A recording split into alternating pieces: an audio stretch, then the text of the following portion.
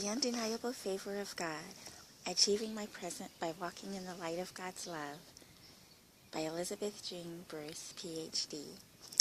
Chapter 1, Part 2. My teacher talked to my parents, explaining what had happened. When my parents learned that I was witnessing at school, they were proud of me. They would say that I was a true witness, even at school. We moved to Dublin, California when I was in the first grade. At this time, my peers were slightly ahead of me because I transferred schools mid-semester. The class was learning how to count from 0 through 100. I remember feeling really lost because I could not do what the other kids in class were able to do. I came home and told my mother what was going on. My mother began teaching me to count to 100 at home. I enjoyed learning from my mother at home. Learning to count with my mother felt easy and comfortable. Eventually, I was able to count and do everything my peers could do in class. I felt much better. God continued to reveal His love and presence with me throughout my academic endeavors. My family moved to Phoenix, Arizona, where I began the 3rd grade at Cordova Elementary School. As time went by, I adjusted to my new environment, did well in my schoolwork, and made really good friends. Our neighbors were very friendly, and one Christmas season, our family was showered with love when several families in our neighborhood gave us nice furniture, a Christmas tree, food, and gifts for Christmas. This beautiful gesture came at a time when we needed it because our furniture was still in storage and we did not have furniture for our home. That was a really nice Christmas. During the 3rd and 4th grades, I was a member of the Brownies and Girl Scouts. We met weekly and participated in fun recreational activities. One of my favorite elementary school experiences was writing a play for a class assignment. The play had to be a twist on an already popular children's story. I wrote my play based on 3 Little Pigs. Our class was divided into sections to memorize each other's scripts and to act them out in front of the class. When my group performed the play that I wrote, the class enjoyed it. My teacher later pulled me aside and told me I had a talent for writing plays. The response I received from my teacher and peers was very pleasant and unexpected. I started to enjoy school more when I began to make close friends. This was around the 4th grade. At that time, I made honor roll for the first time. I still have that honor roll award. I saved it with all of the awards I've earned over the years. My awards are reminders of me how far God has brought me. He continues to bless me with manifestations of His presence with me and His favor of me. The benefit of a remedial math class. There was a brief moment during my elementary school years when I felt embarrassed of my academic ability. During the 5th grade, the school gave an academic assessment placement exam to students to see where we stood on several academic domains. The teacher announced there was a special math class for students who did not achieve a high score on the math portion of the exam. The special math class was called Title I. The teacher announced my name among those who would have to take the Title I class. I was taken off guard to hear that I needed a remedial course. I remember trying to hold back my tears. Someone asked, "Are you crying?" I responded, "Something's in my eye." Once I got settled into the Title I math class, I began to enjoy it. I think it was one of the best things that had happened to me during my elementary school years. I became a whiz at multiplication.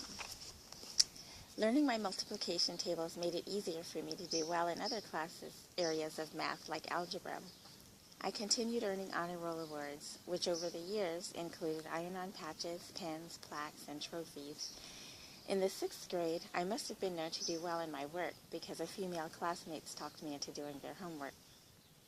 Our teacher at that time caught on and let us all know she was aware of what had transpired. After that, I did not receive further requests to complete my peers' homework assignments. When I was to start the 7th grade, our family moved to a new home outside of the school district where we were students.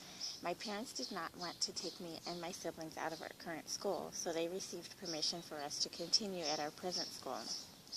I continued at Cordova through the 8th grade, and my siblings continued at Cordova until they started junior high school. They eventually attended standalone junior high schools in our home school district.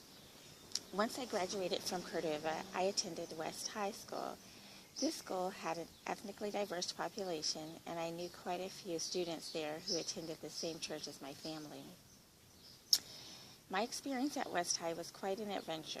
I especially enjoyed taking a Spanish class with friendly peers and a nice teacher with a sense of humor. A class for the gifted. At West High, I took a placement exam and tested as gifted in English. I was given the opportunity to join an after-school class for gifted students. We conducted our own research projects, went on field trips, and discussed interesting topics. I enjoyed it. One memory that stands out for me is our field trip to see the movie Gandhi. I didn't know the story before, and I became more aware of another important issue in the world. I learned about the caste system in India and how a peaceful man protested it. The subject Gandhi inspired me. During my gifted class, I designed a research project. I received input from many students at my school who completed a survey that I developed about television watching habits. I was very excited about my work and interested in my peers' input. Unfortunately, at this time, I learned that our family would be moving to a different city. I became despondent. I did not know what to do, and I did not really know how to say goodbye to my teachers and classmates.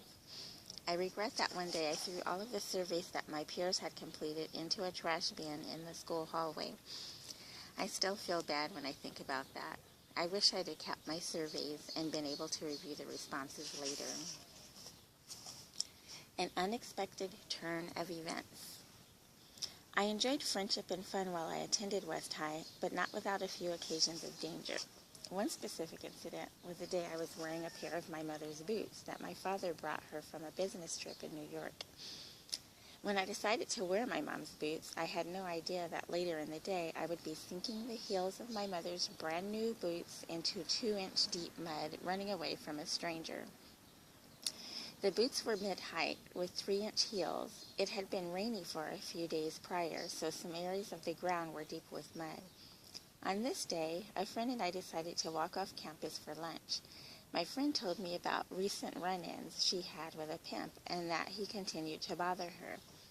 We were walking behind the school through an alley to a street where other students were walking. Suddenly, at the end of the alley, someone pulled up in a long vintage maroon car and says, "Hey!" Immediately, my friend exclaims, "That's him!"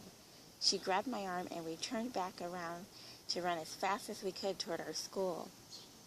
I was trying to run fast in my mother's high-heeled boots through a muddy alley. I could not believe this was happening.